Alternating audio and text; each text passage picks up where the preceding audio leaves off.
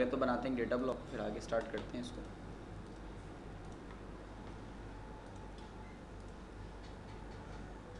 तो सारे ये बना दीजिए। इसमें आप यहाँ से कमीशन को हटा दीजिए और हायर रेट को हटा दीजिए, बाकी चलें।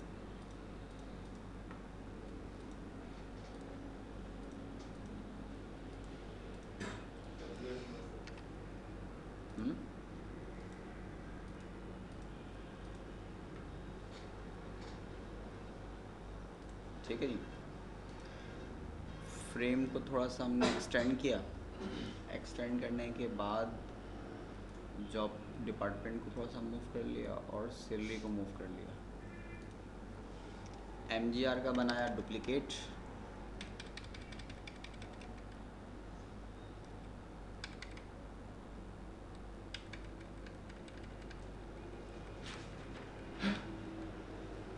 और इसकी थोड़ी सी विड्थ हमने बढ़ा दी। एमजीआर को सिलेक्ट किया और सिलेक्ट करने के बाद इसको कन्वर्ट किया पहले डिस्प्ले आइटम के अंदर। टॉपिक हमारा है डिस्प्ले आइटम का, नॉन डेटाबेस आइटम। ठीक है, इसको हमने नेम दिया कि ये हमारे पास फील्ड कौन सी है, ये फील्ड हमारे पास होगी मैनेजर की। यहाँ पर हम मैनेजर्स के नेम लेकर आएंगे। सही। नेविगेशन का कोई मसला नहीं है। डेटा नंबर था तो इसको कन्वर्ट करें करेक्टर में। लेंथ इसकी आप 15 कर दें। Calculation number of record database की प्रॉपर्टी को नो कर दें। कॉलम नेम को यहाँ से रिमूव कर दीजिए और प्रॉम्प्ट पे जाकर इसको कह दें कि ये हमारा मैनेजर है। सही, उधर से चेंज नहीं कर सकते? हाँ सर, जहाँ से आपने बिठाया था वो कॉलम नेम था। कॉलम नेम में और प्रॉम्प्ट में डिफरेंस है। कॉलम नेम ये वाला शो हो रहा है, प्रॉम्प्ट ये वाला है। प्रॉम्प्ट अगर नहीं भी देंगे तो भी काम हो जाएगा। कॉलम नेम हम नहीं देते तो बाय डिफ़ॉल्ट चल रहा होता है। एमजीआर।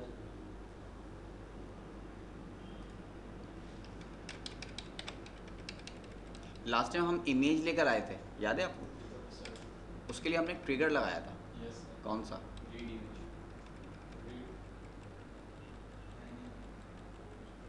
रीड इमेज फाइल तो बिल्टन है, जो फाइल को गेट करेगी कब, किस इवेंट पे करेगी, उसके लिए हमने ट्रिगर अप्लाई किया था।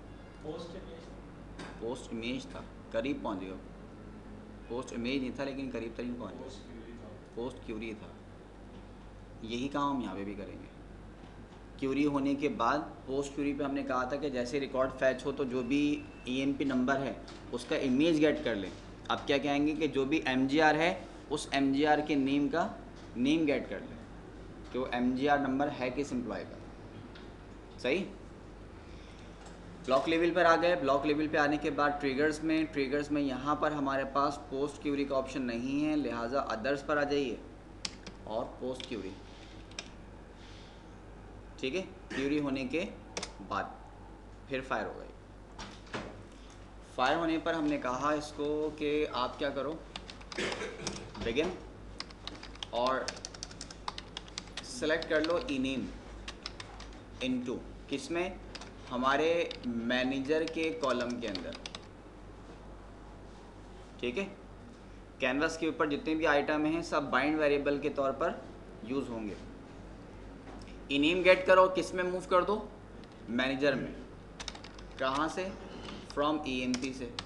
कौन सा मैनेजर, जिसका ईएमपी नंबर इक्वल होना चाहिए हमारे एम्प्लॉय के एमजीआर के। ठीक है, अगर आपके पास रिकॉर्ड है मैनेजर का तो मैनेजर का जो एमजीआर है वो 7839 है। 7839 किसका नंबर है, किंग का है, तो इंफॉर्मेशन लेकर आएगा किंग की और मैनेजर के आइटम में उसको पुट कर देगा। सही।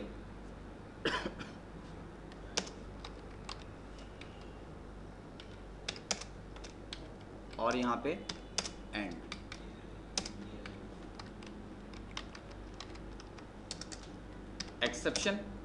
एक्सेप्शन क्यों, क्योंकि अब वो भी तो है, प्रेसिडेंट भी तो है, उसका एमजीआर नल मौजूद। अगर इसको यहीं छोड़ दिया तो ये एरर जनरेट कर देगा। चलिए पहले इसको देखते हैं। जो हमारे आइटम है ना जितने भी, वो सब बाइंड वेरिएबल है। जितने भी हमारे कैनवस के ऊपर आइटम शो हो रहे हैं ना, वो सारे के सारे बाइंड वेरिएबल हैं। अभी एक्सेप्शन नहीं लिया मैंने इसका।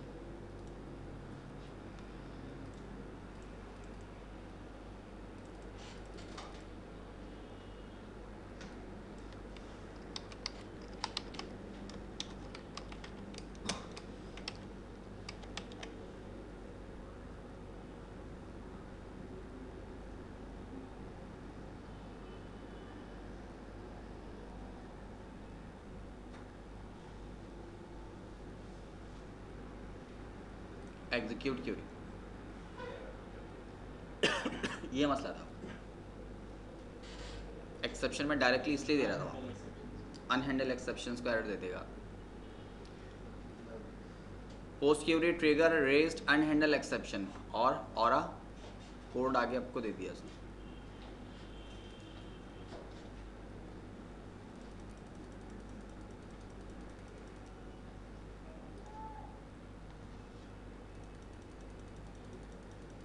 सारे रिकॉर्ड आ रहे हैं यहाँ पे। यहाँ पे किंग का रिकॉर्ड नहीं है, देखें जरा, किंग का रिकॉर्ड नहीं है।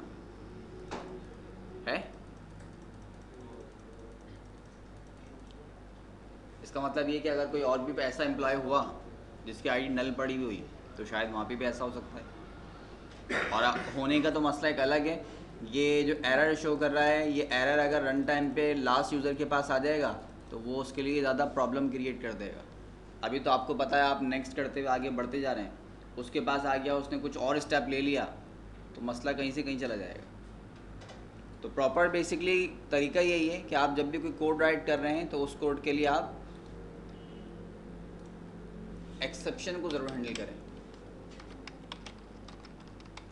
Exceptions when no underscore data underscore found, then क्या करें, कॉलन मैनेजर के अंदर मूव कर दे, colon equal to no manager. सही, कंपाइल। ये कोड हमारा करंटली कंपाइल हो गया। Save, compile, run.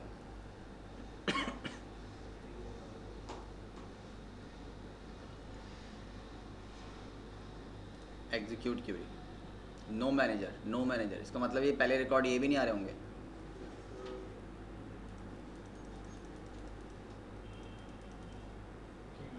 किंग,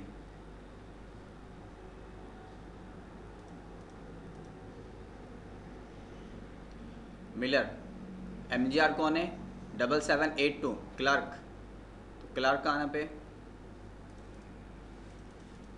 7782, ये आ गया क्लर्क। ठीक है, तो हमने इस रेफरेंस के ऊपर वो डेटा कैट किया है कि वो नेम लेकर आए जिसका इसका ईएमपी नंबर हमारे एमजीआर के इक्वल है। यहाँ वेरीफाई हो रहा है वो? सही। अच्छा, जब ये काम हो गया तो एक काम थोड़ा सा और भी कर लें।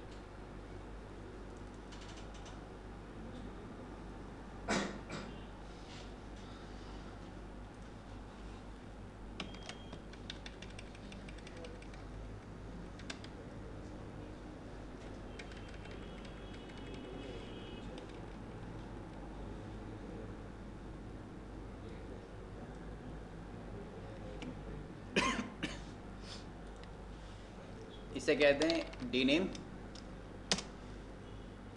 डिस्प्ले आइटम में कन्वर्ट करें, नेविगेशन की ज़रूरत ही नहीं है, हमें सिर्फ यूज़र को व्यू दिखाना है बस, और तो कुछ नहीं करना। फंक्शनल में कोई इन्फॉर्मेशन नहीं है, नेविगेशन तो ऑटोमेटिक नल ही हो गया जब आपने डिस्प्ले में कन्वर्ट किया। डेटा नंबर में है, कैरेक्टर में कन्वर्ट कर दें, लेंथ इसकी 15 दे दीजिए। कैलकुलेशन रिकॉर्ड डेटाबेस की property no, column name remove कर दिया यहाँ से, और प्रॉम्प्ट पे जाकर इसको हमने कहा कि ये हमारा है डी नेम।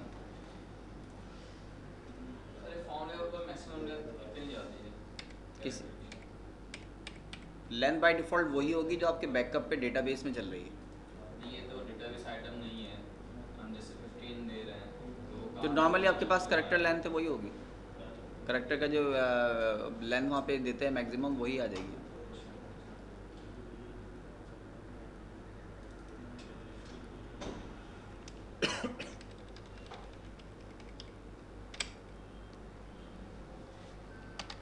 इसके लिए एक अलग बिगिन स्टार्ट करें या इसी के अंदर लिख दें इसको? ये भी तो हो सकता है कि इसको इसके साथ यहीं लिख दें, select D name into colon D name, सही, फ्रॉम स्कॉट डॉट डीपीटी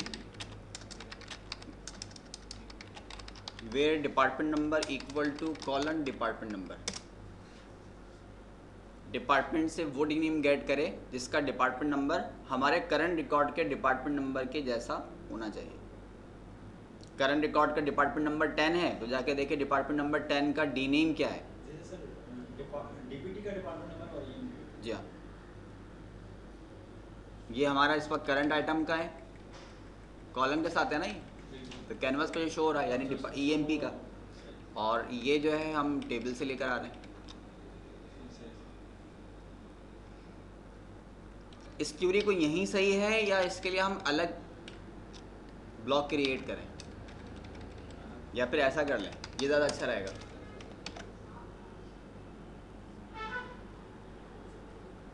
क्या ख्याल है? अलग सही है? क्यों?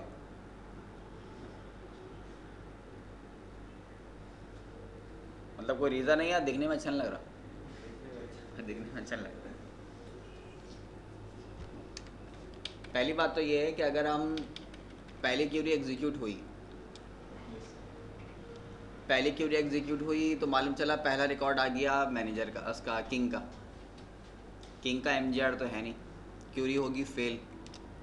जब क्यूरी फेल्ड होगी तो ये किसी भी यहाँ के डेटा को एक्सेस नहीं करेगी, ये डायरेक्ट स्विच करेगा कंट्रोल एक्सेप्शन पर और मैसेज आएगा नो डेटा फाउंड।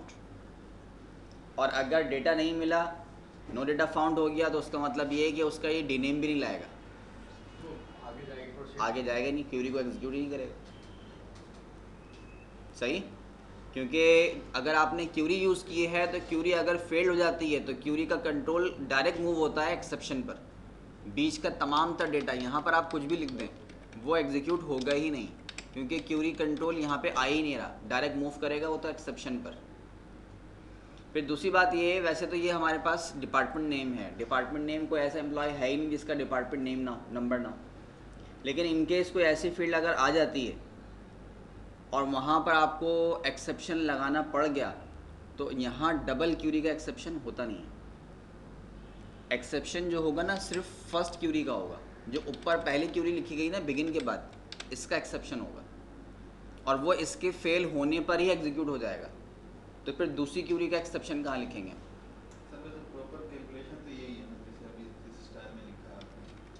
अलग अलग ही लिखा जाएगा। मैं आपको यही रीज़न दे रहा हूँ कि रीज़न में करने की वजह क्या है। दूसरा सेक्शन बना दें।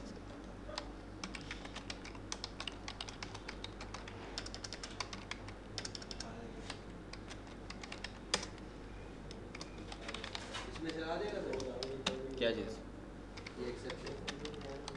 जब दूसरा आपने ब्लॉक ही बना लिया तो फिर क्यों नहीं आएगा? ये ब्लॉक था आपके पास जो गेट मैनेजर ने,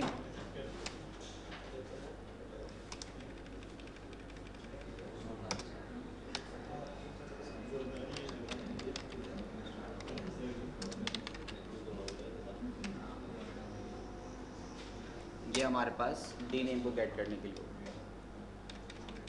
ठीक है। क्यूरी बहुत इंपॉर्टेंट है यहाँ पर। इंपॉर्टेंट इसलिए कि ट्रिगर तो आपको मिल गया कि लगता है कि ऑटोमेटिकली फायर होगा, लेकिन ऑटोमेटिकली फायर होकर करेगा क्या? वो वही करेगा जो आप लिखेंगे इसके अंदर, ठीक। और अगर हम मैसेजेस करेंगे तो फिर ये मैसेज नहीं करेगा।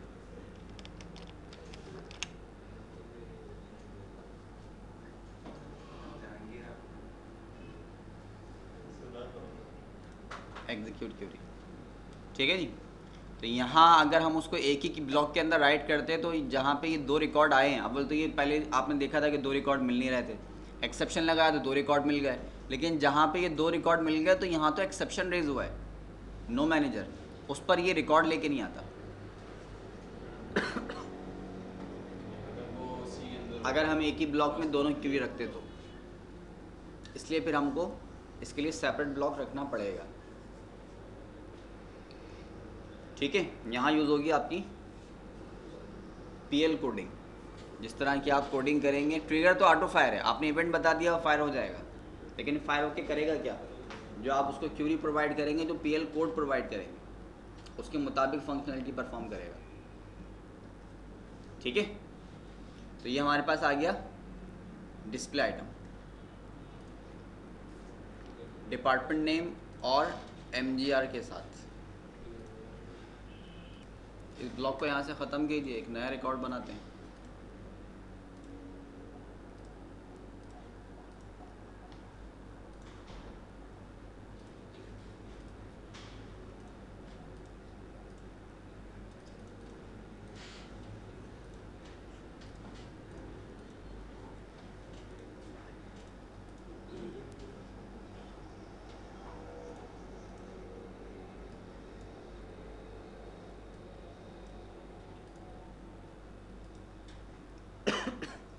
नॉन डेटाबेस आइटम के अंदर हमारे पास एक एडिशनल आइटम मौजूद है बटन का, पुश बटन कहलाता है। यहाँ से हमने एक बटन सेलेक्ट किया और बटन को ड्रैग एंड ड्रॉप कर दिया, जिस साइज़ का आपको बटन चाहिए वो साइज़ के लिए आपने एक बटन सेलेक्ट कर लिया। ठीक है, बटन की प्रॉपर्टी पे गए और इसे हमने कहा push button underscore execute underscore query. ये बटन क्यूरी को एग्जीक्यूट करेगा। सही, बटन्स की 2 टाइप होती हैं, एक आइकॉनिक बटन, एक नॉन आइकॉनिक बटन। ठीक है, बटन का काम तो यही होगा कि बटन के बैकअप पे कोई ट्रिगर लगा हुआ है, ट्रिगर के ऊपर आप जो कोड प्रोवाइड कर रहे हैं वो कोड चलेगा, लेकिन जो बटन का व्यू आएगा वो 2 तरह से होगा। 2 तरह से कौन सा होगा, आप ये देख रहे हैं स्क्रीन के ऊपर ये जो टूल बार नज़र आ रहा है, ये बटन ही है और ये आइकॉनिक बटन है। आइकॉनिक क्यों है, क्योंकि इस पर लिखा हुआ नहीं है कि ये बटन करेगा क्या, लेकिन इसके ऊपर एक इमेज शो हुआ है, एक आइकॉन बना हुआ है, आइकॉनिक बटन है। आप जब इसको इस पर नेविगेशन लेके जाएंगे तो ये आपको टूल टिप शो करेगा। टूल टिप हमने हेल्प में किया था प्रॉपर्टीज़ के अंदर। ठीक है, या फिर ये हो सकता है कि आप किसी बटन के ऊपर डायरेक्टली टेक्स्ट लिख दें, आइकॉनिक आप दिखाना नहीं चाहते। कैसे, पहले हम बनाते हैं आइकॉनिक, पहले हम बनाते हैं टेक्स्ट बटन। लेबल आ गया, लेबल पर पुश बटन 6 लिखा हुआ है, हमें पुश बटन नहीं चाहिए, हमने कहा इसको आप लिखो एग्जीक्यूट क्यूरी, एग्जीक्यूट क्यूरी, और इसके अलावा हमने कुछ भी नहीं किया, सब कुछ सेम है, कोई चेंजिंग नहीं करनी हमने इसमें।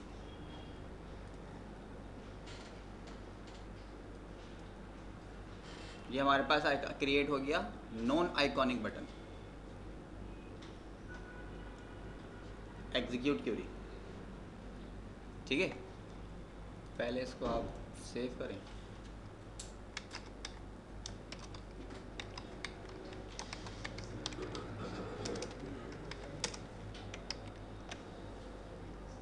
बटन पे राइट क्लिक करें, राइट क्लिक करने के बाद आ जाएं स्मार्ट ट्रिगर के ऊपर। बटन के ऊपर एक ही ट्रिगर लगता है, व्हेन बटन प्रेस्ड, जब बटन को प्रेस किया जाए। क्या करें, एग्जीक्यूट अंडरस्कोर क्यूरी, क्यूरी को एग्जीक्यूट कर दो। ठीक है, कंपाइल, सेव, कंपाइल, रन।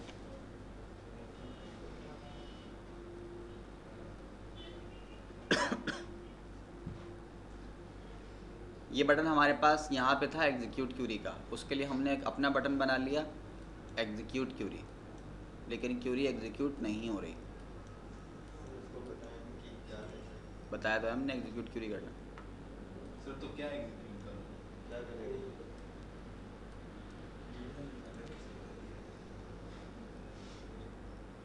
क्या बताया मैंने? एग्जीक्यूट क्यों रही है? सर स्टैक फ्रॉम ईएमपी का है ना तो यहाँ भी वही करेगा। लेकिन एग्जीक्यूट इसके बैकअप पे भी एग्जीक्यूट क्यूरी ही लिखा हुआ है। इसकी बटन की हमारे इधर हाथ पर मारने के बजाय थोड़ा सा स्क्रीन पर गौर करें। आप लोग दाएं बाएं भागना शुरू कर दें। जब मैंने यहाँ बटन प्रेस किया ना, तो प्रेस करते ही यहाँ पर नेविगेशन यहीं पर आके रुक जाएगी। यही एरर दिखाने के लिए आपको बार बार ये चीज़ शो की। वहाँ पर सेट करते करते मैं रुक गया। जब भी आप कोई बटन क्रिएट करें ना, तो हमेशा रखिएगा कि बटन के ऊपर नेविगेशन की प्रॉपर्टी हमेशा नो पे रखें। मैंने सिर्फ नेविगेशन नो किया है। Save compile run.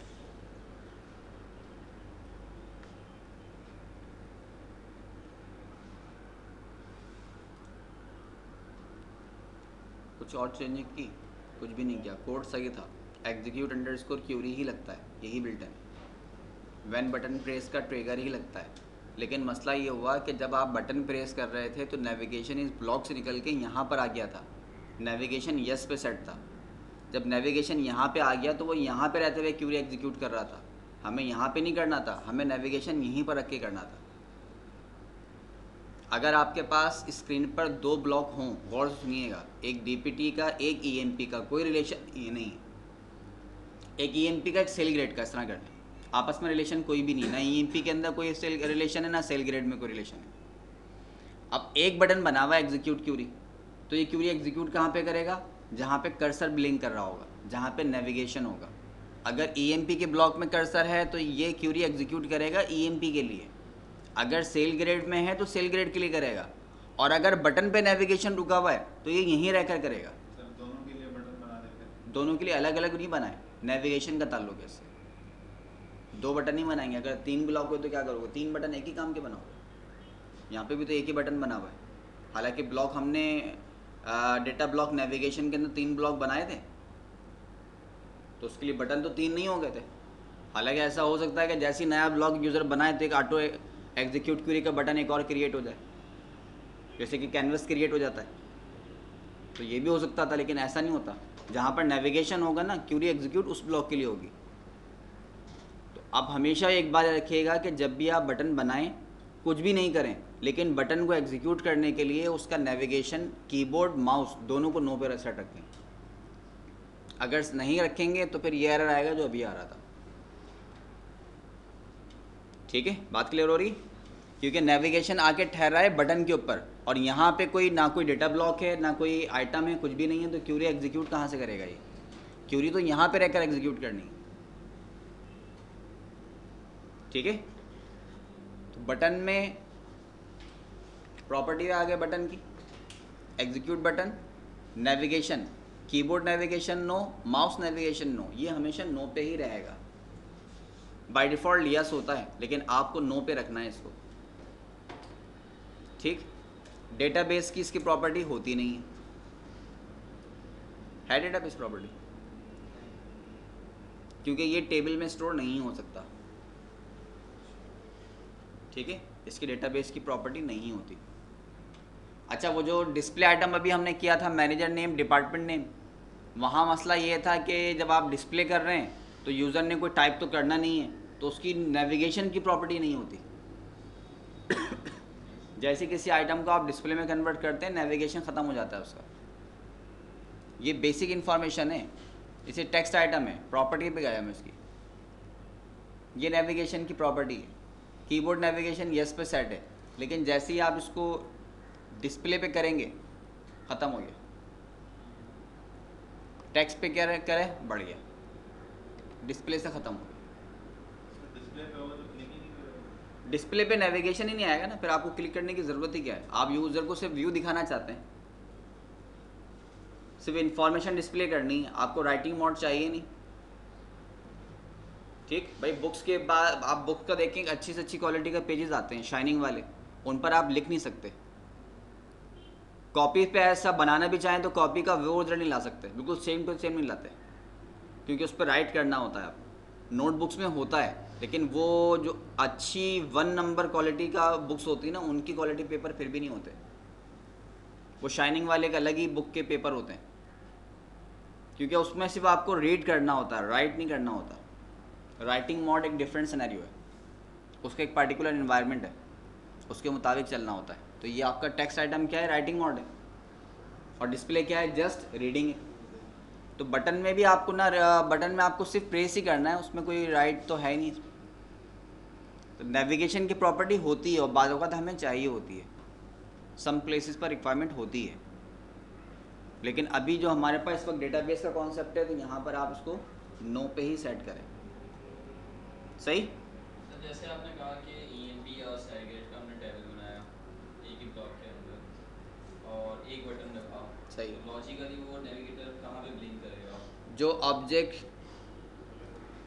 Data block की नोड पर फर्स्ट सीक्वेंस में जो पहले हो आएगा, ये हमने मास्टर डिटेल में किया था कि यहाँ पे नोड में जो फर्स्ट आइटम आ रहा है, पहला जो ब्लॉक आएगा नेविगेशन बाय डिफ़ॉल्ट उस पर होगा।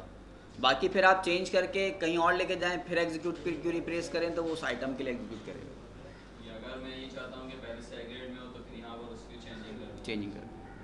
इसके अलावा भी हो सकता है, ट्रिगर के थ्रू हो सकता है, बाय फोर्स आप उसको ब्लॉक का नेम मेंशन कर दें। तो ये जो हमारे पास एक बटन था नॉन आइकॉनिक, जिस पर आपने टेक्स्ट टाइप कर दिया, यूज़र ने डायरेक्ट टेक्स्ट रीड किया और वर्किंग करनी शुरू कर दी। एक बटन हम और बना लेते हैं। जहांगीर के कहने में। क्या कह रहे हैं? सर जहांगीर के कहने में बना दिया। कौन है जहांगीर? तो वो तो बनाना ही था वो तो वैसे।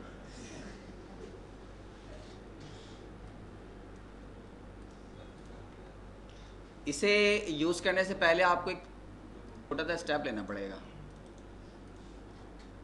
स्टेप क्या लेंगे?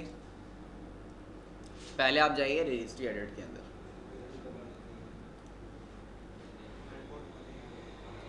रजिस्ट्री एडिट के अंदर आप आ जाएं जहां हम पहले भी आए थे, HK local machine. HK local machine के अंदर आप आ जाइए सॉफ्टवेयर के ऊपर, ठीक है जी। और सॉफ्टवेयर में आप आ जाइए ऑरिकल, और ऑरिकल से आप आ जाइए डेवलपर सूट होम में। डेवलपर सूट होम जैसे आप सेलेक्ट करेंगे तो तमाम तरह की नोड्स आपको यहाँ पे शो कर रहा है। लास्ट टाइम हम फॉर्म पाथ में आए थे इमेज के लिए।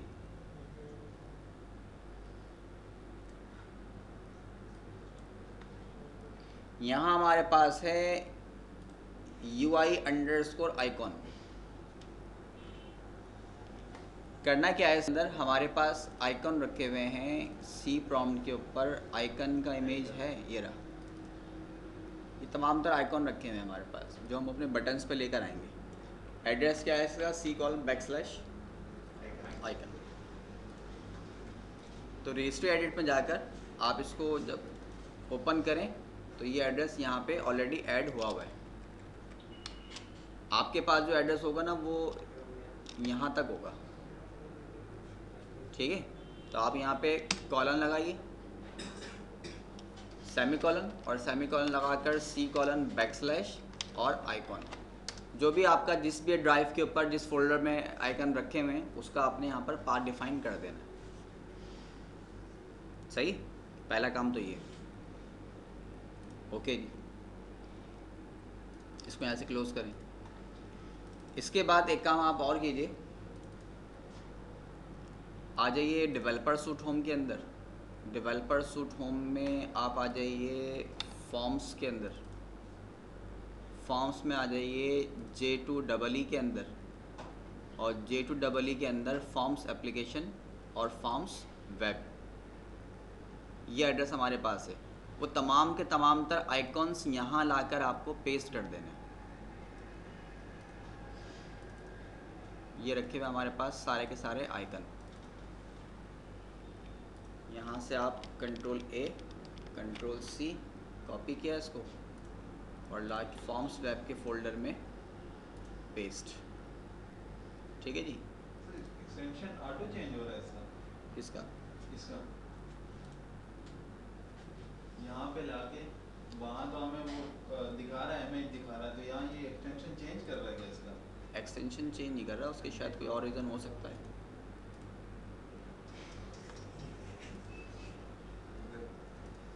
ठीक है जी।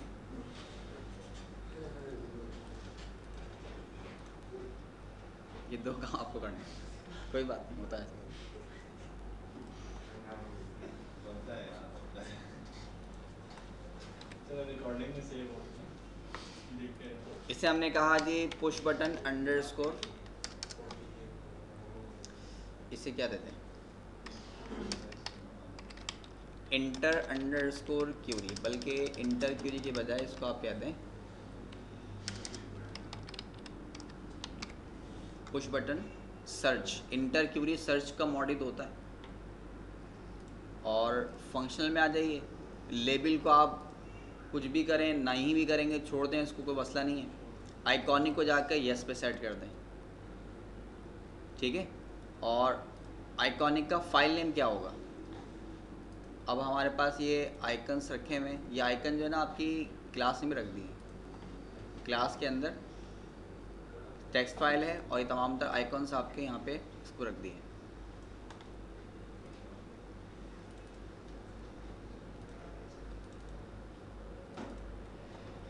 तो यहाँ से आपको कौन सा आइकन चाहिए? सर्च के लिए शायद सर्च का ही होगा एक। सर ये आइकॉन इंस्टॉलेशन होने के साथ बन जाते हैं या नहीं, ये तो डाउनलोड किया।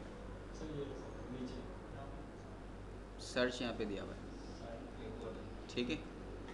एक सर्च ये भी दिया हुआ है, एक सर्च ये भी दिया हुआ है।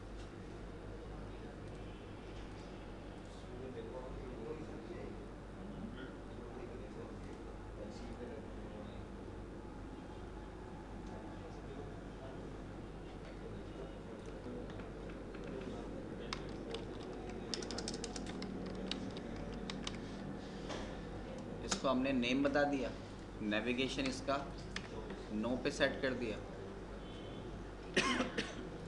ठीक है। इसे आप कहते हैं आइकॉनिक बटन।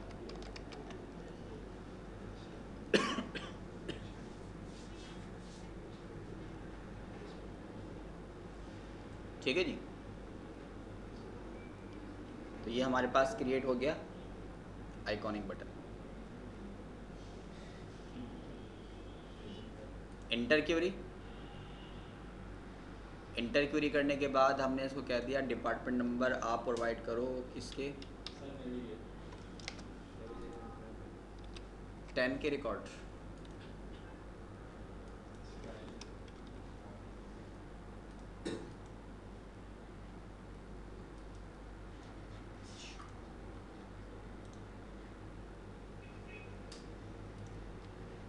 इसलिए तो वहाँ जा नहीं रहा हूँ। इंटर अंडरस्कोर क्यूरी,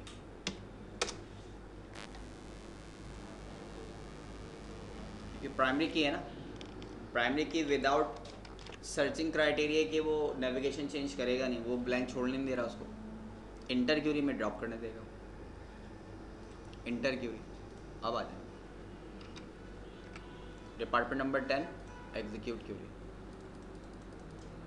अच्छा स्टेप ये है कि जब आपने इसको आइकॉनिक बनाया है तो आइकॉनिक के साथ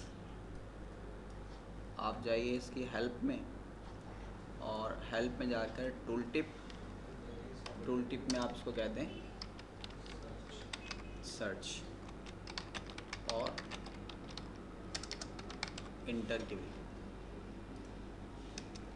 ठीक है।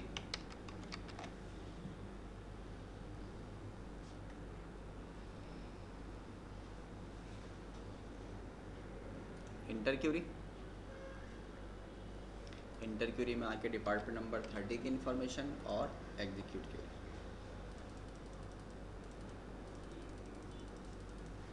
ठीक है जी, ये हमारे पास टूल टिप क्रिएट हो गई। टूल टिप का मेन एडवांटेज यही है, सही है ना। तो ये हमारे पास दोनों तरह के बटन क्रिएट हो गए, आइकॉनिक भी और नॉन आइकॉनिक भी। और जो दो मैंने बैकअप स्टेप लिए थे वो स्टेप ज़रूर लेना है, अगर नहीं लेंगे तो आइकन शो नहीं होगा। दूसरी बात ये है कि ये जो आप आइकॉनिक के फाइल नेम यहाँ पे मेंशन कर रहे हैं ना, ये केस सेंसिटिव है। जिस केस में वहाँ पर अवेलेबल है उसी केस के अंदर यहाँ पे भी अवेलेबल है, ठीक है। दूसरी बात ये है कि नॉर्मली जो है इसके ये आइकन था हमारे पास, दोनों सर्च हैं। आप इसमें से ये वाला लाया, ये क्यों नहीं लाया? गिफ्ट टाइप का है।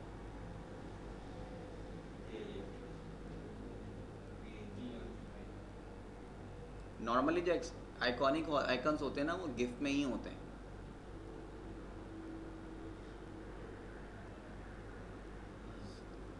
ठीक, अगर आपके पास गिफ्ट के अलावा कोई और एक्सटेंशन अवेलेबल है, बशर्ते कि उसको ओरेकल सपोर्ट करता हो, ब्राउज़र उसको सपोर्ट कर रहा हो, तो उस एक्सटेंशन को आपने क्या करना है, UI_icon_ एक्सटेंशन, वो यहाँ के मेंशन कर देना है।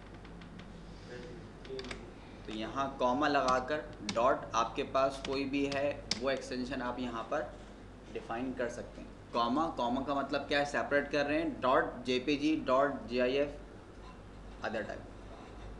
PNG को करेगा। PNG अगर यहाँ पे ले लेंगे ना बाहर, दोनों सेम टू सेम है, फिर वो थोड़ा क्राइटेरिया चेंज करना पड़ेगा हमें उसको वहाँ पे आगे। और दूसरी बात फिर एक और भी है कि आपका इंटरनेट एक्सप्लोरर उसको सपोर्ट करता है या नहीं करता। अभी आपने शायद एक बात नोट की हो कि वो बटन जो है ना, यहाँ आपको नज़र नहीं आ रहा।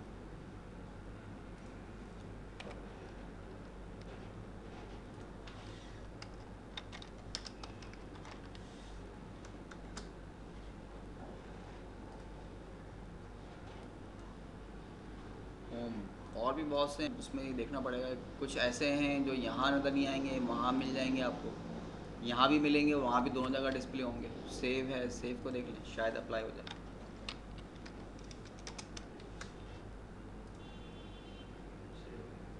हो गया।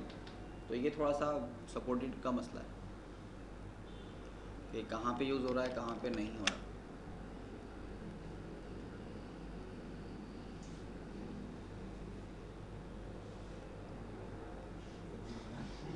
ठीक है ना, तो ये वजह है। क्योंकि दो आपके पास डिफरेंट क्राइटेरिया में आप वर्किंग कर रहे हैं, किसको कौन सपोर्ट करता है ये चाहिए। अब यहाँ पे नहीं मिले इसका कोई मसला नहीं है, लेकिन हमें फ्रंट पे चाहिए होगा, रन टाइम पे चाहिए होगा।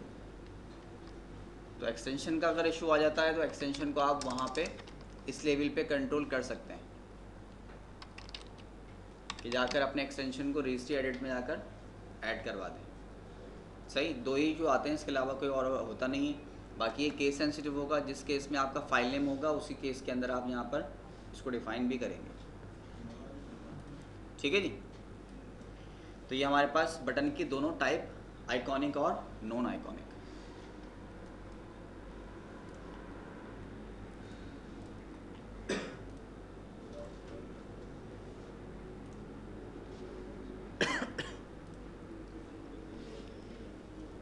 ये तो आपके थे तमाम तरह डेटाबेस, नॉन डेटाबेस आइटम। इसके बाद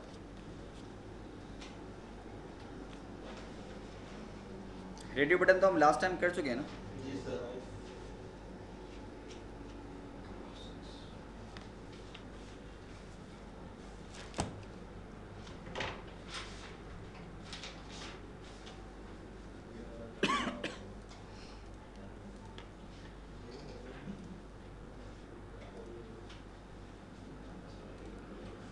एक ब्लॉक हम क्रिएट कर रहे हैं डिपार्टमेंट से।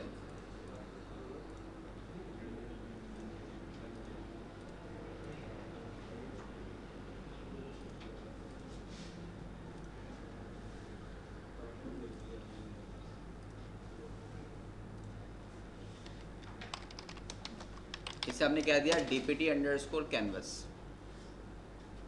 ठीक है। एक और ब्लॉक वापस क्रिएट किया,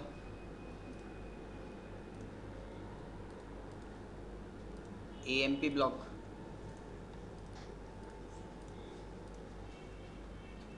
रिलेशन वगैरह फिल वक्त हमें कोई नहीं चाहिए। कह रहा डीपीटी कैनवस पे शो करें, हमने कहा ठीक है जी इसी कैनवस पे आप शो कर दो।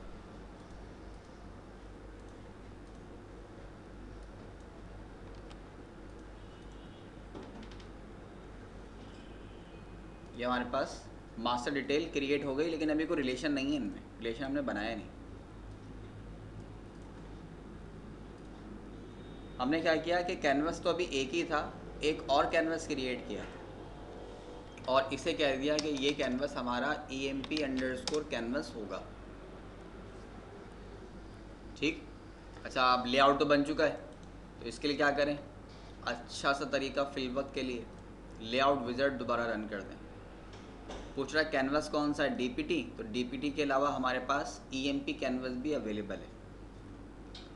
नॉर्मली एक अच्छा तरीका तो बहरहाल यही है, अच्छी सूटेबल प्रैक्टिस यही है कि अगर आपको मल्टी कैनवसेस चाहिए तो पहले आप सारे के सारे कैनवस क्रिएट करें और उनका नेम ब्लॉक से एसोसिएट कर दें, जैसे कि हमने EMP DPT के साथ बना दिया।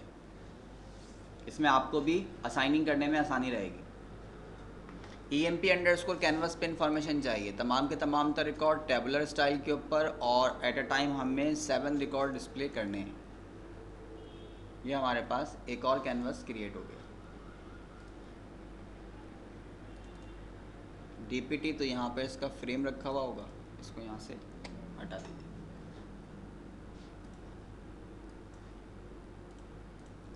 ठीक है जी, तो ये जो हमने पहले DPT के अंदर बनाया था उसी को यहाँ पर मूव किया सेकंड में।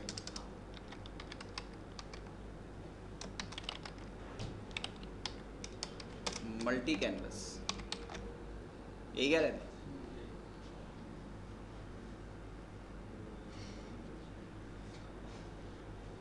एग्जीक्यूट क्यूरी और इसके बाद हमें मिल गया सेकंड कैनवस की इंफॉर्मेशन। डिफरेंशिएट अगर करें तो डिफरेंशिएट करने के लिए काम ये करें इसका,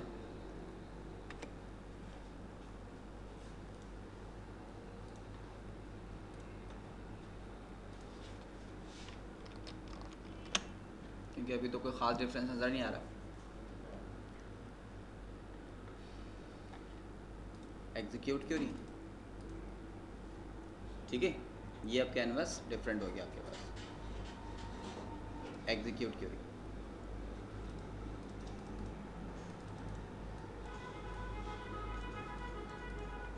ठीक है जी। तो हमने दो अलग डेटा ब्लॉक बना लिए और दोनों डेटा ब्लॉक्स को सेपरेटली कैनवसेस के ऊपर शो करना शुरू कर दिया। हमारी रिक्वायरमेंट क्या थी कि मल्टी कैनवसेस हों लेकिन विंडो दोनों की एक ही है, हम चाहते हैं विंडो भी दोनों की सेपरेट हो।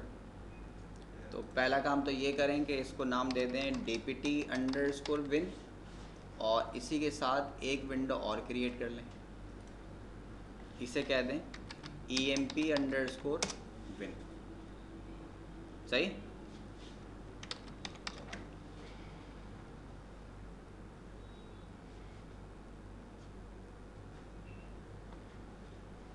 DPT_win डिपार्टमेंट की इंफॉर्मेशन है, EMP की इंफॉर्मेशन भी इसी विंडो पर है। विंडो वहाँ पे EMP क्रिएट हो चुकी है लेकिन EMP का ब्लॉक EMP विंडो पर नहीं आया। सही, नॉर्मली होता यही है कि जब भी आप कोई कैनवस क्रिएट करते हैं तो आप 1000 कैनवस ही क्यों नहीं क्रिएट कर दें, हर canvas by default top most window के साथ एसोसिएट हो जाता है, जो विंडो आपने फर्स्ट टाइम क्रिएट कर रखी हो। बाकी वो सेकंड विंडो को नहीं जानता कि सेकंड विंडो कौन सी है। अब आपको अगर मल्टी कैनवसेस को मल्टी विंडो के साथ एसोसिएट करना है तो फिर जाके आपको उसको डायरेक्शन देनी पड़ेगी कि जी आपने डिस्प्ले कहाँ करना है। फिज़िकल में विंडो कौन सी है, DPT win, आप इसको बता दें कि आपकी EMP विंडो है। विंडो की प्रॉपर्टी में गए और विंडो में है टाइटल, इसको आप कह दें डिपार्टमेंट्स और इसे कह दें एम्प्लॉयज़।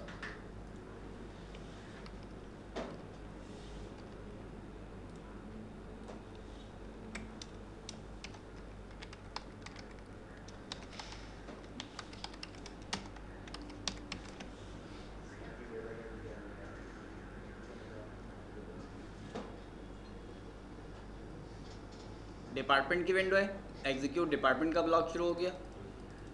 नेक्स्ट ब्लॉक एम्प्लॉयज़ की विंडो और एम्प्लॉयज़ का ब्लॉक, उससे एम्प्लॉयज़ की इंफॉर्मेशन आनी शुरू हो गई।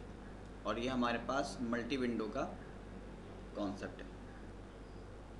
ठीक है, सर अगर हम रिलेशन रखते तो ये पीछे डिपार्टमेंट से जो चलाते हैं वो टेबल में आ जाए। क्या चीज़ अगर हम रिलेशन रखते सही रहता, ऐसे ही रहता, रिलेशन के मुताबिक वैल्यू आती, क्योंकि रिलेशन का ताल्लुक जो है ना व्यू से नहीं होता, डेटा ब्लॉक से होता है। अब व्यू चाहे आप एक ही कैनवस पे रखें, मल्टीपल पे रखें, कहीं भी हो, अगर रिलेशन बना है तो उसके मुताबिक ही आएगा।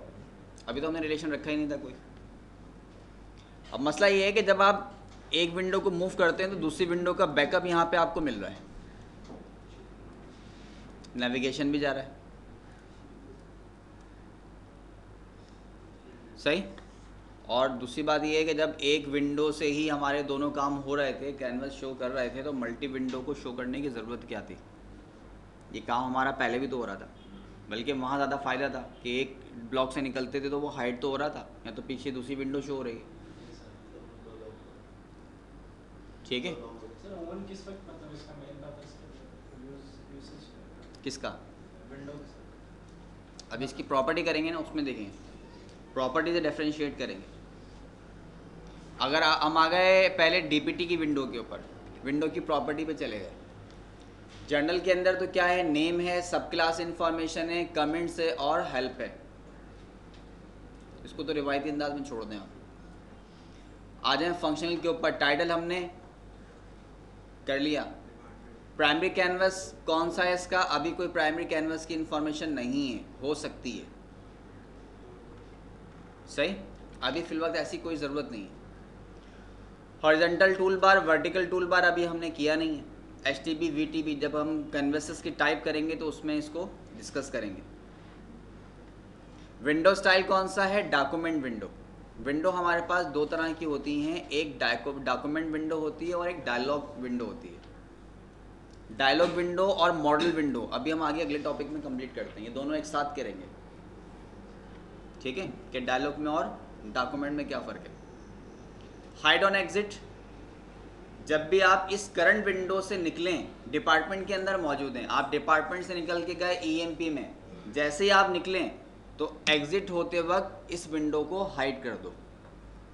जैसे कि अभी दो दो विंडो नज़र आ रही थी, अब हमने यहाँ पे DPT को कह दिया हाइड ऑन एग्ज़िट, जैसे यहाँ से एग्ज़िट हो तो उसको हाइड कर दे, ठीक है। सेव कर दें इसको, hide on exit. By default no पे सेट होता है, यस मैंने अभी किया है।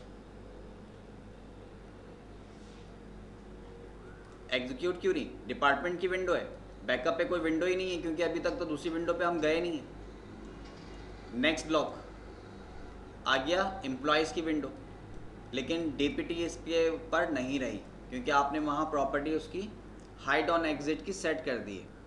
अच्छा, यहाँ से निकल के फिर वापस गए हम, अब जब वापस गए तो एम्प्लॉय की थोड़ी प्रॉपर्टी सेट हुई है, तो वो तो नो पे मौजूद है।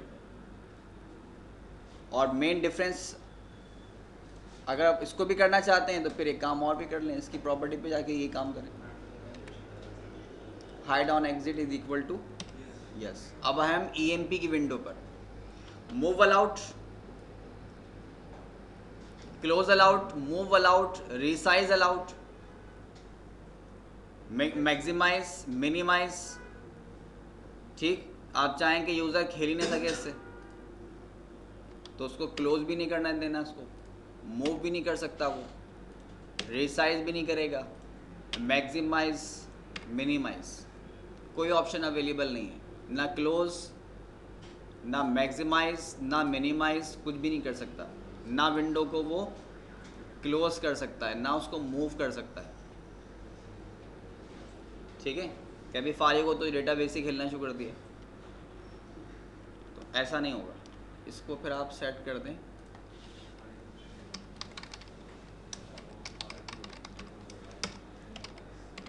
अदर प्रॉपर्टी,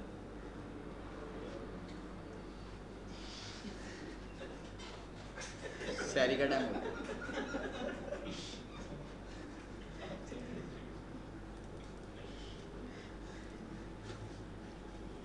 ये हमारे पास एम्प्लॉय की विंडो है, और वही पकड़ा गया। कुछ भी नहीं कर सकते आप।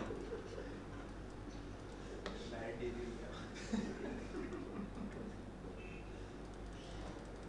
आदत हो गई, क्या करें हम लाइट की।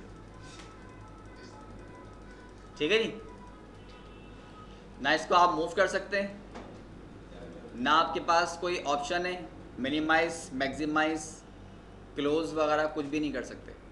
नेक्स्ट, बस ये हो सकता था। ये फ़र्क है मल्टी विंडो को रखने का।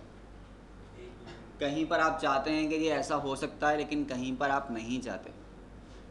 अब उसके साथ हमने काम और भी किया। कौन सा था? EMP विंडो थी ना, इसको आप हाइड ऑन एग्जिट को नो पे सेट करें वापस।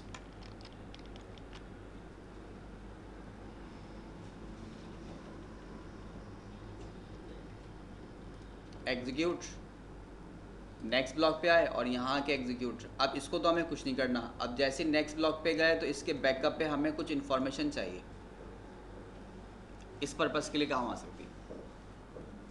इसको तो आप कुछ नहीं कर सकते, इसको तो कुछ नहीं कर सकते, लेकिन जैसे आप नेक्स्ट पे जाएंगे तो उसको, इस पे जाने के बाद इसको मूव करके बैकअप की इन्फॉर्मेशन ले सकते हो। तो मल्टी विंडो को रखने का ये फ़ायदा होगा। तो इसे बटन से भी देख सकते हैं इसको? बटन से भी देख सकते, बटन से मतलब सर जैसे वो पीछे फॉर्म खुला है तो फॉर्म तो सर बटन से बना के भी खोल सकते हैं। नेक्स्ट ब्लॉक कर दें। वो पीछे तो ये ज़रूरत इतनी नहीं है। डिफरेंट कंडीशंस हैं कि आपको सम टाइम मल्टीपल वैल्यूज चाहिए होती हैं, मल्टीपल रिक्वायरमेंट चाहिए होता है, कैनवस को हाइड शो करने की इन्फॉर्मेशन होती है, विंडो को रिस्ट्रिक्ट करने की ज़रूरत होती है।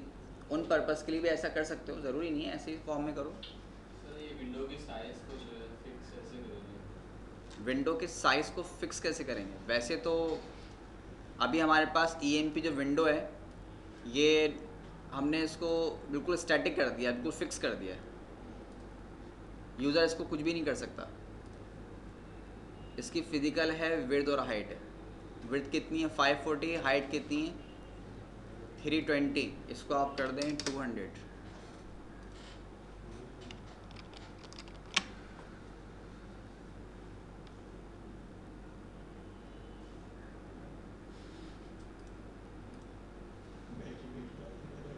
ठीक है, तो वो तो फिजिकल में जाके आप कहीं से भी उसको सेट कर सकते हैं।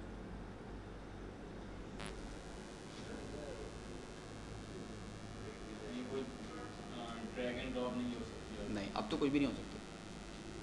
आपने उनको फ्रीज कर दिया ना, उसको सारी प्रॉपर्टी डिसेबल कर दी, तो कहाँ से वर्किंग करेगी? मल्टी विंडो को लेने का फ़ायदा यही है कि सम सिनेरियो के अंदर आपको प्रॉपर्टी देनी होती है, सम पे नहीं देनी होती।